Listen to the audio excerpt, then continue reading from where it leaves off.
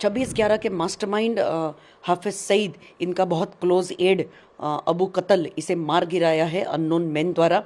Abu Qatil was the mastermind of attack on ship Khodi Yatris on I think 9th June when Honorable Prime Minister was taking oath. ऐसा कहते हैं, confirm reports नहीं है, but ऐसे कहते हैं कि हाफिज सईद भी उनके साथ थे और वो भी जख्मी हुए हैं, अस्पताल में हैं। I think India owes it to the unknown gunman.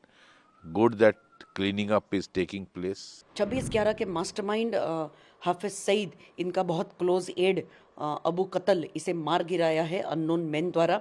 और ये हादसा हुआ कल पाकिस्तान में झेलम में।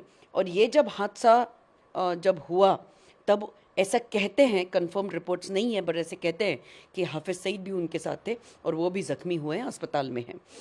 अब ये जो अबू कतल है, ये 2024 में 9 जून को रियासी में जब यात्री हमारे ये बस में जा रहे थे, तब इस बस के ऊपर इन्होंने हमला किया था और बहुत घिनौने तरीके से इन यात्रियों को मारा था।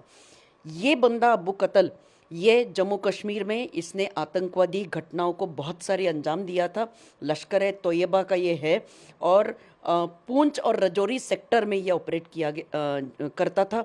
ऐसा कहते हैं कि सन 2000 में ये हमारे देश के अंदर इसने घुसपैठ करी थी और करीब 5 साल ये जम्मू कश्मीर के इलाके में पूंछ रजौरी में वो वहाँ पर रहा था और न जाने कितने आतंकवादी हमलों को इस आतंकवादी ने अंजाम दिया है।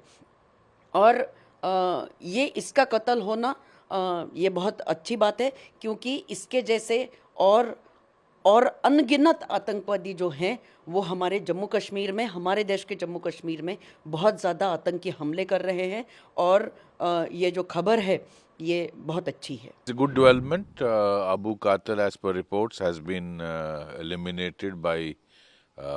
He has been killed by unknown gunmen. Abu Qatil was the mastermind of attack on ship Khodi Yatris on I think 9th June when Honorable Prime Minister was taking oath.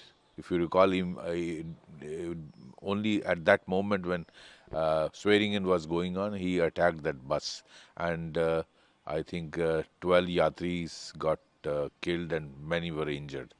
So Abu Qatil, not only in this attack, he was involved in Bhutta Doria, VDC attack, many other attacks in Rajouri Poonch area, and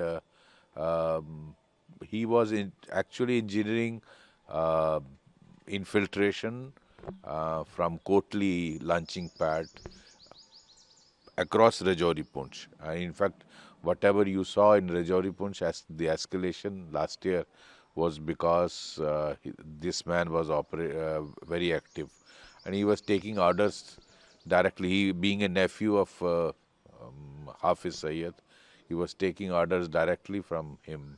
So this man, his elimination is a good development for India, and I think India owes it to the unknown gunman. Good that cleaning up is taking place of such rogue elements, and maybe Pakistan also gets relief from such people.